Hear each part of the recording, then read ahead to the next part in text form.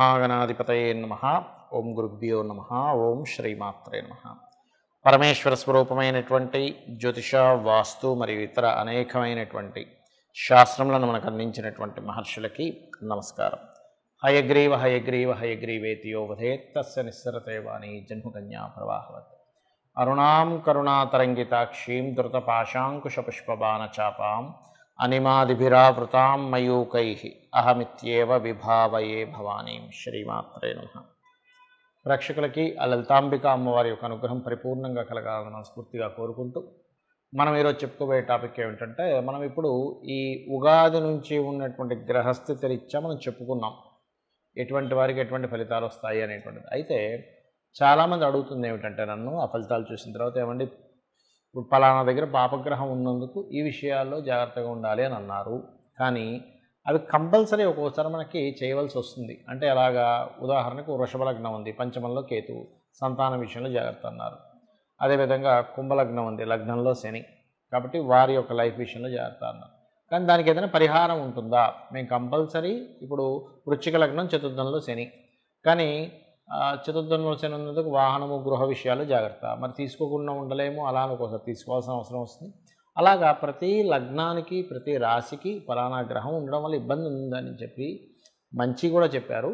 కానీ దానికి ఏదైనా మేము అది కంపల్సరీ చేయవలసి వస్తే దానికి ఏదైనా పరిష్కారం ఉందా అని అడుగుతున్నారు. కాబట్టి దానికి ఒక్కొక్క రాశి వారికి, రాశి తెలిసిన వారి రాశి లేదా లగ్నం తెలిస్తే ఇంకా మంచిది, ఏం చేసుకోవాలనేటువంటి విషయం మనం తెలుసుకుందాం.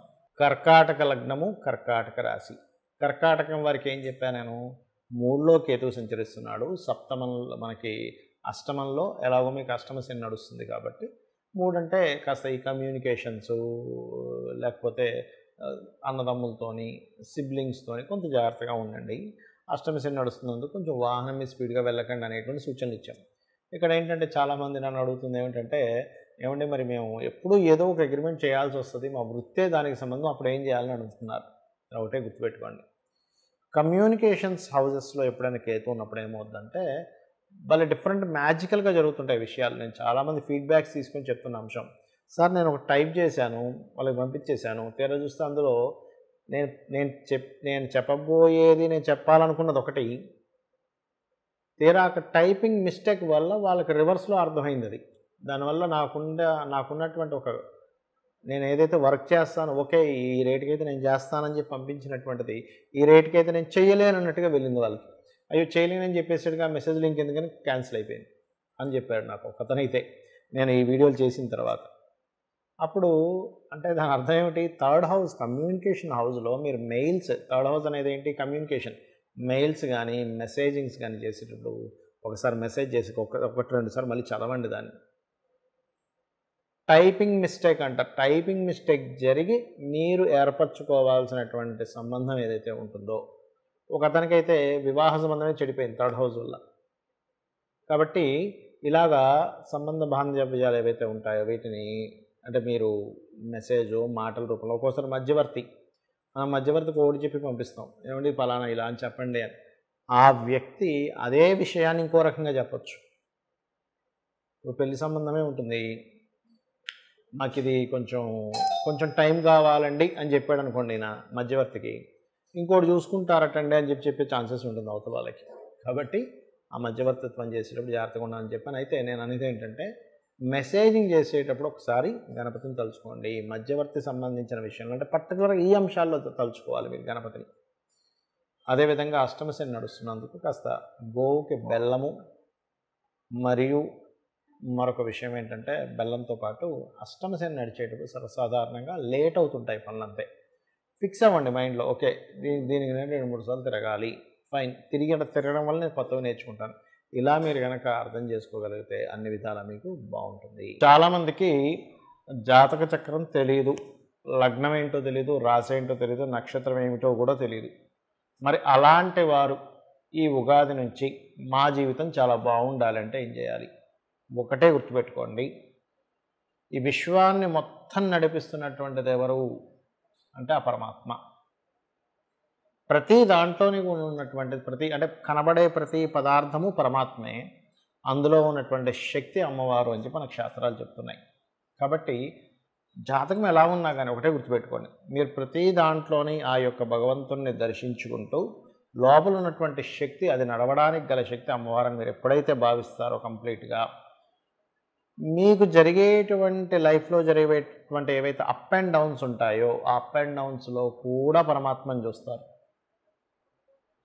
అర్థమైందండి? నాకు ఇవేమీ తెలియవు, శరణాగతి అంటారు దాన్ని. అయితే ఇక్కడ చాలామంది ఏమిటంటే గోచార ఫలితాలు చూసి ఏమండి ఇక్కడ ఇలా ఉంది కదా, అమ్మో ఇది ఏదో అవుతుందేమో అని అనుకుని ఉంటారు. కానీ నేను ఒకటే చెప్తాను, మీరు ఒకటే గుర్తుపెట్టుకోండి, ఈ గోచార ఫలితాల కంటే మీ జన్మజాతక ఫలితాలు ఈజ్ మోస్ట్ ఇంపార్టెంట్.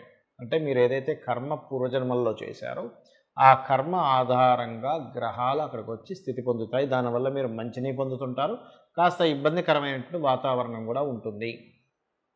అయితే ఈ లైఫ్ సైకిల్ అనేటువంటిది ఏదైతే ఉందో మనకి ఇబ్బంది అనిపించవచ్చు, కానీ ఇంకొకరికి అది మంచి చేస్తూ ఉంటుంది. ఉదాహరణకు ఒక వ్యక్తి సైకిల్ పంచర్ అయింది, లేకపోతే ఒక వెహికల్ పంచర్ అయింది, నీకు పంచర్ అయింది ఇబ్బంది, కానీ ఆ పంచర్ చేసే అతనికి అది ఒక మంచి జరుగుతుంది. నీకు కడుపు నొప్పి వచ్చింది, నీకు ఇబ్బందే, కానీ ఒక డాక్టర్కి అది ఒక సైకిల్ లాగా పనిచేస్తుంది అతనికి ఒక ఉపాధిగా. కాబట్టి ఏమిటి, ఎంతసేపు నీ వల్ల ఇంకొకరికి కూడా ఉపయోగపడుతుంది కదా, నీకు కొంచెం ఇబ్బంది కలగవచ్చు కానీ ఇంకోటి ఉపయోగపడుతుంది కదా అనేటువంటి ధోరణితో ఉంటే మనకు ఉన్నటువంటి ఇబ్బందులు తగ్గుతాయి. ఒకటి అంటే తగ్గడం అంటే ఇన్ సెన్స్ అర్థం చేసుకుంటాం దాన్ని. అయితే ఇక్కడ జన్మజాతకం ముఖ్యమైన ఎందుకు అంటున్నానంటే, మీ జన్మజాతకంలో లగ్నం ఏదైతే ఉందో దాని పాత్ర చాలా ఎక్కువగా ఉంటుంది. అంటే మీ లగ్నం ఏమిటి, అది ఉన్న స్థితి ఏమిటి, దానివల్లే మీ యొక్క జీవితంలో ఆ స్థితులు జరుగుతూ ఉంటాయి. కాబట్టి లగ్నాధిపతి బలంగా ఉన్నాడా బలహీనంగా ఉన్నాడు, బలంగా ఉంటే పర్లేదు, బలహీనంగా ఉంటే ఎలా బలపరచుకోవాలని మన జన్మజాతకంలో ఉంటుంది. దీంతోపాటు అతి ముఖ్యంగా ద్వితీయాధిపతి అంటే ధనాధిపతి ఎలా ఉన్నాడు మన పర్సనల్ చార్ట్లో. ధనాధిపతి బాగున్నాడు, డోంట్ వరీ. ఇబ్బంది పడుతున్నాడు, ఏ గ్రహాల ద్వారా కనెక్ట్ అయింది, ఇబ్బంది ఎలా దాన్ని తొలగించుకోవాలి. సింపుల్ ఎగ్జాంపుల్ చెప్పాలంటే చూడండి, ఇప్పుడు మనం నడుచుకుంటూ వెళ్తున్నాం, మనకి ఒక ముళ్ళు గుచ్చుకుంది కాలుకి, నడవలేకపోతున్నాం, నడుస్తుంటే ఇంకా గుచ్చుకుంటుంది. వెంటనే ఏం చేస్తాం, మనం ఆగి ఆ ముళ్ళుని జాగ్రత్తగా ఇంకొక పిన్నీస్ పెట్టో ఏదో పెట్టి తీసేసి అప్పుడు మనం ఫ్రీగా నడవగలుగుతాం. అలాగే ఈ ముళ్ళు ఇంకో గ్రహం అనుకోండి, కాసేపు మన కాలు ముళ్ళు, ఇప్పుడు ఇది గుచ్చుకోవడం వల్ల ఇబ్బంది పడుతుంది. అక్కడ అదేవిధంగా మీ ధనాధిపతి ఏదో బ్లాకేజెస్లో ఉంటుంది, ఆ బ్లాకేజ్ ఏ గ్రహం ద్వారా జరిగిందో చూసుకొని దాన్ని క్లియర్ చేసుకోవాలి. అలా ఒకటి కాదు రెండు కాదు, మీ తృతీయాధిపతి అంటే మీకు సహకరించే వాళ్ళు ఎందుకు ఉండట్లేదు, ఎందుకు మాటి కమ్యూనికేషన్స్లో ఇబ్బందులు అవుతున్నాయి, దానికి పరిహారం ఏమిటి అంటే దానికి ఏమిటి పరిహారము, సూర్యభగవాను చూస్తూ ఓం మిత్రాయ నమః మంత్రం పరిహారం. గృహం ఎందుకు కొనుక్కోలేకపోతున్నారు, గృహయోగం నాకు లేదా, విద్యాయోగం నాకు లేదా అనుకుంటూ ఉంటారు. దాన్ని చతుర్థాధిపతిని బట్టి చూస్తూ ఏ డైరెక్షన్లో కొనుక్కోవాలో చూడాలి. సంతాన అభివృద్ధి ప్రతి ఒక్కరికి ఉంటుంది, మా సంతాన అభివృద్ధిలోకి వెళ్ళాలండి, మా పిల్లలు మాలా ఇబ్బంది పడకూడదు, కష్టపడకూడదు, కొంచెం వాళ్ళైనా బాగుండాలి, ప్రతి తల్లిదండ్రి తపన పడుతూ ఉంటారు. దానికి సంతాన కారకుడు ఎలా ఉన్నాడు, సంతానం అభివృద్ధి కలగాలంటే ఏం చేయాలనేటువంటిది ఉంటుంది. అదేవిధంగా రుణరోగ శత్రు తగ్గాలంటే ఉపాసనా మార్గం, అంటే పంచమాధిపతి ఎవరయ్యారు, పంచమాధిపతిని బట్టియే మీకు ఉపాసన అనేటువంటిది ఉంటుంది. దాని ద్వారానే మీరు రుణరోగ శత్రువుల్ని జయించగలుగుతారు. ఆ రకంగా ఏంటంటే ఒకటి కాదు రెండు కాదు, మీకు వివాహ సమయం కానివ్వండి, ఉద్యోగం చేస్తుందా, ఉద్యోగం చేస్తే బాగుంటుందా, మీకు వ్యాపారం చేస్తే బాగుంటుందా, అది ఇక్కడ చేస్తే బాగుంటుందా, విదేశాల్లో చేస్తే బాగుంటుందా. ఎందుకంటే చాలామందికి ఏమిటంటే ఉద్యోగం ఇక్కడ వెతుక్కుంటూ ఉంటారు, ఏదో చిన్న ఉద్యోగం వస్తుంది, వీళ్ళ టాలెంట్కి తగ్గ ఉద్యోగం రాదు, అప్పుడు చాలా బాధపడుతూ ఉంటారు, అంటే ఏమిటండి అసలు నా టాలెంట్ ఏమిటి, ఈ ఉద్యోగం ఏమిటి అని. కానీ అదే మీకు విదేశాలకు వెళ్తే బాగుంటుంది, ఎందుకు విదేశీ ఉద్యోగ యోగం ఉంటుంది. ఆ రకంగా మనం ఇన్వెస్ట్మెంట్స్ కానివ్వండి, విదేశాలకు వెళ్ళడం కానివ్వండి, అదేవిధంగా లైఫ్లో టర్నింగ్ పాయింట్స్ కానివ్వండి, ఏ మహాదశ బాగా యోగిస్తుంది అనేటువంటిది కానివ్వండి, ఇవన్నీ ఇప్పుడు చూడండి, ఇప్పుడు మనకు ఒక దశ నడుస్తుంది, ఇంకో 4 ఏళ్ళలో ఇంకో దశ వస్తుంది, అది సూపర్ దశ. అది కనుక మనకు తెలిసింది ఇంకో 4 ఇయర్స్ తర్వాత అద్భుతమైన దశ ఉంది అని, అప్పుడు ఏం చేస్తాం మనం, అయ్యా అప్పుడు అద్భుతమైన దశ ఉందా, ఓకే పర్లేదు, నేను కష్టపడ్డాను ఈ 4 ఇయర్స్ కదా అని ఒక ఆశతో మనం ముందుకు వెళ్తూ ఉంటాం. ఈ రకంగా జన్మజాతకంలో అన్ని విషయాలు ఉంటాయి. మరి ఇప్పుడు మీకు అనిపించవచ్చు, ఏమండి ఈ గోచార ఫలితాలు ఎందుకు చెప్పుకుంటున్నాం. గోచారం అనేటువంటి బయట ఉండే వాతావరణం లాంటిది, బయట ఉండే సిచ్యువేషన్స్ లాంటిది, బయట ఉండే ట్రాఫిక్ లాంటిది, బయట ఉండే మార్కెట్ లాంటిది. దాన్ని అంచనా వేసుకుంటూ మన జీవితాన్ని ఎలా అయితే, మన జీవితంలో నిర్ణయాలు, మనం చేసే బిజినెస్ అన్ని ఎలా నిర్ణయం తీసుకుంటామో, ఈ గోచార గ్రహాలు ఇప్పుడు ఇలా ఉన్నాయి కాబట్టి ఈ గ్రహాలకి అనుగుణంగా నేను అలాగా నడుచుకోవాలి అనేటువంటి చూసుకుంటూ మనం ముందుకు వెళ్తాం. కాబట్టి ఒకటే గుర్తుపెట్టుకోండి, ఎలా ఉన్నా మీ జాతకం అమ్మవారిని నమ్ముకున్నారా, అమ్మని నమ్ముకున్న వాడికి ఎలా అయితే అన్నానికి లోటు ఉండదో, అమ్మవారిని నమ్ముకున్న వ్యక్తికి దేనికి లోటు ఉండదు. శ్రీమాత్రే నమః.